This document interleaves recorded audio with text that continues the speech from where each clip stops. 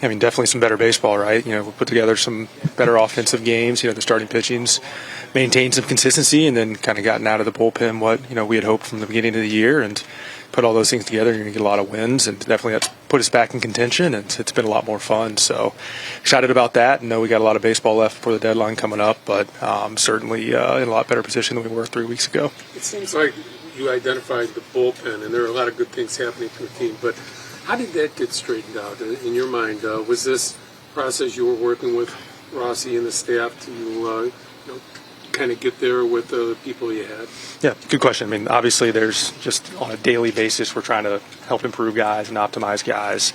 I think just having some guys get some consistency, get a little bit of sample under their belt, make some pitch changes. Fulmer, for instance, his changes mix up a little bit and been a little bit more effective that way. And Adbert's kind of solidified himself, and Leiter's kind of solidified himself. And as those positions solidify around the bullpen, guys gain some comfort and are able to get a little roll here. But that's kind of an ongoing process, trying to make sure that we're putting guys in the best position to succeed. And our coaches and our players as well have done the work and seen some success. You began the season by extending Nico Warner. He's obviously proven his value right now. How important is it right now that he's contributing as much as he does? Yeah, I mean, it's been really fun to watch him. Obviously, having him and Dansby up the middle is a ground ball pitcher's dream. Continuing to see him, improve his approach and start driving some balls the other way, and just the amount of intensity that he brings on a day-to-day basis. From that standpoint, it's been really awesome to watch. It's definitely the type of player that we expected as we made that deal this preseason, and are glad we have him for several more years. You guys are 3 games under 500, but just 3.5 back at first. How motivating is it to know that the division's still in reach? Yeah, I mean, I think we're playing for a goal beyond just playing 162. We want to play a lot more than that, and to know that there's a good chance that we're going to be in contention going into the end of the year. That's definitely exciting. I don't think these guys need motivation on a day-in-day basis. They're all professionals, and regardless of where we are, they're going to do everything they possibly can on a day-to-day basis. But yeah, just knowing that we're right there in the hunt, that's exciting. I know it's exciting for our fans, it's exciting for the guys in the office, and we're doing everything we can to make sure that fun continues. In a similar sense, just as the front office, a little over a month of the trade deadline, what do you guys want to see or see the team do so that you can kind of go in a different direction than the last 2 trade deadlines? Yeah, more of the same, right? I mean, that consistency of putting together all 3 phases of our game, the offense, the defense, and the pitching, and obviously that leads to wins. Wins lead to improving our playoff odds, and as we do that more and more, it puts us in a position to buy. So, I think if we continue to see that, we'll be in a really good place. When you're in the position you're in, standings, record, you wait. Do you especially wait as long as you can to get every data point you can before doing anything, unless you have a huge need? Yeah, so kind of the nerd in me here. I guess there's a lot of nerd in me, but you think of decisions, you think of reversible decisions and irreversible decisions. Making a trade is an irreversible decision, and any high leverage irreversible decision, you want to wait as long as you possibly can. And so yeah, like the more data we can get, the more information we can get, the better. But at the same time, sometimes those things hit you in the face. You can't wait any longer, and you make a decision before all of the information is out there. But yeah, in a perfect world, you have as much info as you can before you make a decision like that. Following up on that, I mean, you lost Hughes, you have Kay, but he just arrived. Are you looking for left-handed relief? I think we're looking for good pitchers in the bullpen. Guys that can get out lefties, great. Whether they're right-handed or left-handed, it doesn't really matter to us as long as they can get out left-handers or ideally get out both. Certainly, Kay has been able to show that he can come in, throw strikes, get some lefties out. I think he's still got to continue to prove to us that he can get some of those high-leverage situations. But, to the extent that we can improve our bullpen or anywhere, we're always going to be looking for that. There's an interesting situation you have with Cody Bellinger, and that is he's been injured, he's a free agent, he's essential to be able to play at first or center field, but you have a couple different things going on. You want him to be productive for the team, he wants to be productive, but he also has a future to look at. How hard is it to walk that wire with a player in that type of position right now?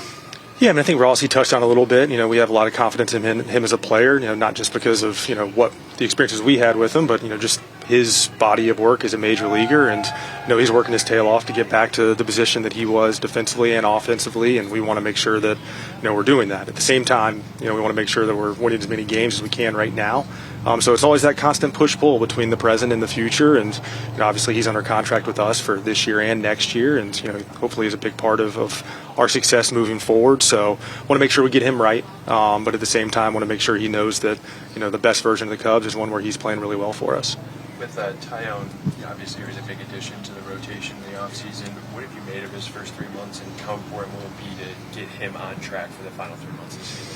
Kind of similarly, as we look at the rest of this contract that he has with us, I think there's a lot of things that we can point at and say we would be encouraged that, hey, like there's swing and miss stuff. He can definitely log innings for us, but on the other hand, within this sample size of the first few starts with us, I think he would also say that the production hasn't been to where he would want it to be, and where we know it can be. So, it's one of those things of us trying to figure out what levers can we pull from the fundamental side, what levers can we pull from the physical side, anything that we can do, kind of like we talked about with the bullpen earlier, to improve his production back to the level of talent that we know he has, and that's an ongoing process, but definitely, with Jameson, one that we're on right now as well. Has that been kind of surprising, or is that just like sometimes that comes with big contracts? Surprising from a standpoint, I think anytime a guy doesn't, perform in the way that you would hope him to perform, it's surprising, because otherwise you wouldn't have hoped that he would perform the other way.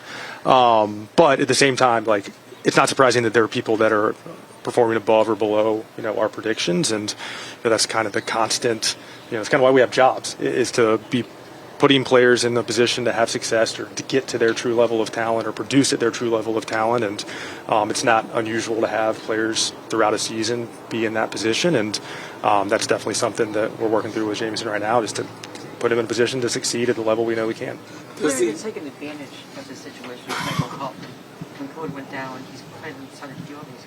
Played very well in the lead and off. Did you realize that potential was there for him when you brought him on? So I think in spring training, just watching his at-bats, it was a very professional at-bat. It was a very calm at-bat. You can watch him take his at-bats and say, okay, like, this guy's not chasing out of the zone. He's waiting to get his good swing off. He's not letting the pitcher beat him. He's taking his game to the plate every single day. And then defensively, has good routes, has good reads, throws to the right base.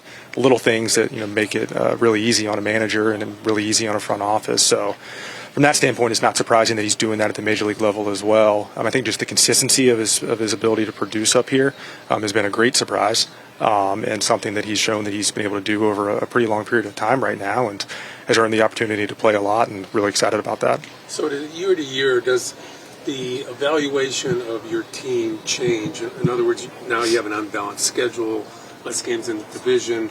So is being over 500 a big deal anymore, or do you look at baseball 2023 and say, being under 500, playing good ball is good enough? We may be able to add even that if that's the case. Yeah, I don't think that we would ever, from an organizational standpoint, say having a losing record is good enough. I think given where our division is right now, the fact that we are where we are, there's still encouraging things in the future for us, but I don't think any of us look at our record and say, hey, we're below 500 and that's okay. I don't know that 500 is the magic win percentage necessarily, but I do think that we should win more than we lose, and we'll do everything we possibly can to make that happen. This is a hypothetical, but if the deadline was June 30th, what trumps what? Meaning, we're close to the division race, top of the division, but we're under 500. I mean, Jed about a month ago said you have to compete at different levels, and I think he meant inside and outside. Yeah. So how do you balance that? Yeah, I think at the end of the day, you're making a decision around this year's playoff odds and future year's playoff odds. And so certainly, the exact record that you have doesn't really matter if you get it down to that granular level, but like from a heuristic standpoint, like it just doesn't feel very comfortable being under 500 and saying, hey, we're in a super competitive position. We definitely think this team's got a chance to be well above that, and we'll work towards that every day. Could it be the difference between pushing your chips all in and working around the edges kind of thing? Yeah, I think most teams would look and say, okay, there's a playoff odds. Like, what are my chances of making the playoffs? And there's World Series odds. What are my chances of actually winning a World Series? And, I don't think there's much history of teams that are under 500 that have a huge chance of winning the World Series. So, yeah, I think to the extent if you're talking about a team that's putting all of their chips in, very rarely would they be a team that's only trying to get to the playoffs. You've had a lot of guys have come up, like Mervis, Keegan Thompson, Caleb Killian, you probably put Rowan Wick in there too. People got excited about them, then now they're back down. How do you find a plan for the guys that you want to still believe in and get them back in the right direction? Yeah, I'll steal a line from Theo, I believe, and one of my dad's favorite lines as well is just success isn't linear, and I think it's just normal for guys to come up and not have consistent success up at the major leagues right out of the gates. When we were sitting Mervis down, I had the conversation with him. I said, look, I've only been in professional baseball for 14 years, but within that medium career, I've only seen one player come up and just succeed from the get-go and stick, and that was Francisco Lindor, with the Guardians. But it's just such an unusual thing to just come up and right out of the gates be unbelievable and never stop being unbelievable. And so it's a process that all of these guys have to go through. Anthony Rizzo went through that, in the major leagues for himself, and most of these guys on this field did that. And so how do we put a plan together? We make sure we understand where the guy is currently, the things that he's doing well or not well on a fundamental level, at a physical level. Think about what our vision for him as a player is, and then look to bridge that gap. And that's the constant process. I repeat myself because that's the process that we repeat over and over and over again, and do it with all of our guys, whether they're having success or not. But certainly those guys that you mentioned, where are they? Well, they're not where they want to be, right? So where they want to go, well, Mervis wants to be a guy that's hitting left-handers, that's raking every day, playing great defense. The other guys want to be guys that are getting outs, consistently leveraged situations. Okay, how do we bridge the gap from where they are right now to where they want to be? And that's the job of a player development department, a major league staff, and the front office. Building off of Jesse's questions, Atlanta's team a couple years ago was under 500 and pushed all their chips in. Is that replicable? So I don't know that they necessarily pushed all their chips in, right? They made a lot of deals on, Jock Peterson or Eddie Rosario. Guy was on the IL, wasn't performing that necessarily all that well. But they did make some wise decisions to increase their depth, and obviously they paid off really, really well. You look at a team like the Guardians last year that's coming in this week, and they did nothing at the deadline and increased their playoff odds by 40% or something going into the deadline just by playing really, really well. So there's a lot of different ways to skin the cat, and we'll certainly explore all of those and try to make sure we're factoring all the information we can. Just to clarify, Crane and Tom basically said we're going to be buyers. Is that his operating assumption for you and Jed at this moment? As long as we're continuing the consistent wins that we are right now, and I think that's kind of what Tom alluded to, is if this stays consistent and we continue to win at the rate that we've been winning, that's where we'll be, and certainly we'll be looking to contend if that continues to happen, and that's our plan to make that happen. Are there any broader considerations after you guys invest a lot of money in free agents? Your organization's trying to launch a streaming service. You have 2 more months of home games at Wrigley. Does that factor into your decisions at all? Or just continuing to put out a good product? Yeah, from Jed and my perspective, really just looking at the team, looking at how many wins we're hoping to get this year and in future years, and making a decision from that standpoint. Is Tyon going to be in the rotation as long as he wants? As long as you guys want, even if he struggles, or would you be looking for starting pitching at the trade deadline? Right now, he's in our rotation. Don't have any plans to move him out of it, and obviously, things change over the course of the season. But that's not a conversation we've had. Is Bellinger at first now more about what's good for the team than his knee, considering Morel and Tachman out there? I think we're moving into that now. He's gotten a little bit more work out in center field. He didn't do as much in London just because that turf was a little bit different, and just didn't want to push anything. But obviously, the fact that Talk has played such a good center field makes that an easier decision to have Belly at first. And obviously, Belly's a great defender over there. And I think as we get into the next days and weeks, it will be just more about just what's the best alignment for us. Do you think it's difficult for fans who are getting excited about the team now because they're playing so well to still understand that you are in a major form of player development still, and that is the goal beyond this year, is to continue to stay within that and stay true to the plan? I can't put myself in the fans' shoes necessarily, but my expectation is they come to watch winning baseball every day, and probably I was talking to somebody about back in 1993 when the Braves traded for Fred McGriff. I was a 9-year-old in Atlanta and had no idea who they traded for Fred McGriff, right? And just cared that Fred McGriff came in and hit a home run in the first night that he was there. Our expectation is that fans are here to watch a great product on the field, and we'll take care of all the other stuff. Down on the farm, a guy like Jordan Wicks with news that he's going up to AAA. Just what kind of reports have you been getting, or what have you seen from him as he's continued to develop the last year or so? Yeah, some serious consistency out of Jordan. He's a guy that, obviously we really liked in the draft, and he had about 20 starts in high A and then about 20 starts now in double A, and, has performed at a really good clip in both of those levels, and, continues to throw strikes, mixes pitches really well, has a plus changeup, a guy that really competes on the mound and pitches really smart. And so we felt like he was really ready for the challenge of AAA. And excited about his ability to kind of get there and start being a major league option for us here at some point.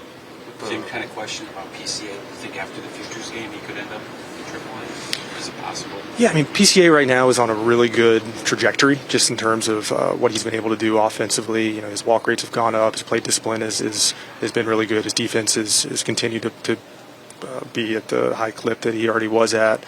So from that standpoint, we're just really excited about what he's doing right now in Double A. I think those conversations will start probably towards the second half here, but right now we're just excited about the progress he's making. Same kind of question with Ben Brown. So what have you seen from him lately? But just like if starting pitching was to get tested to depth, is he somewhat close to being ready to potentially come up?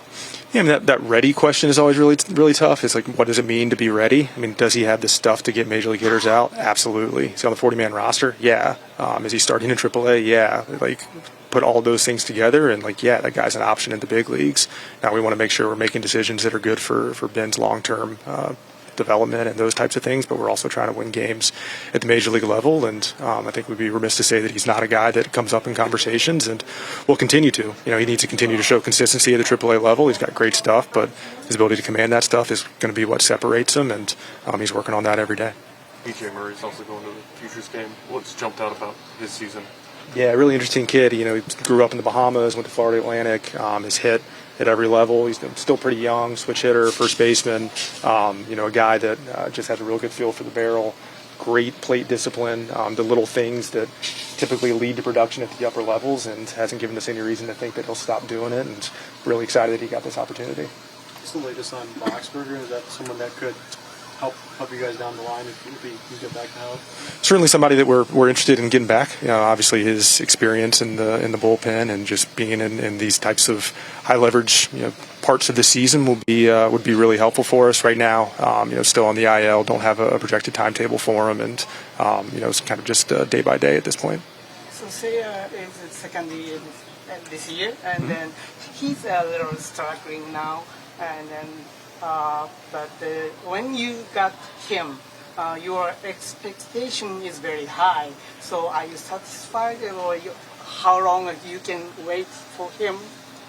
So we are definitely excited that he's on our team. He's definitely produced at a level that's helped us win games. Do we think there's more in there? Yeah, of course. We think that he could be an elite bat, at a corner outfield. Has he played up to that potential quite yet? No. He would be the first one to tell us that. But at the same time, you see the flashes of greatness, and it's just about finding that consistency. And, we know it's in there. We know he's working hard to make that happen. And, a guy that, we plan to have with us for a long, long time. It's a late start for the guys today, I guess. Is that more about London or the haze out here? Just curious. So we had planned on late starts well before this. It definitely didn't expedite anybody's interest in getting outside, with the haze. But, I think it's more about London and just trying to reset everybody's body clocks. And I guess the league was looking for feedback after last night. You guys are going to play, it sounds like. Everybody okay? Yeah, I think, obviously it's not ideal, but it's playable, and, the other team has to play with it as well. And, we'll get through it. Any concerns about just player health going, long term? Yeah, I really don't have enough understanding of all of the numbers and, what the AQI index is. I heard about that for the first time really yesterday. So starting to learn more, obviously, but, couldn't speak to long-term concerns. So if I miss this, do you have a sense of when Stroman's next start would be? Yeah, so we had the extra day with the off day, and so we'll see where he feels today. Our hope is that he's on schedule, but, if we have to give him a day or two, we'll figure that out.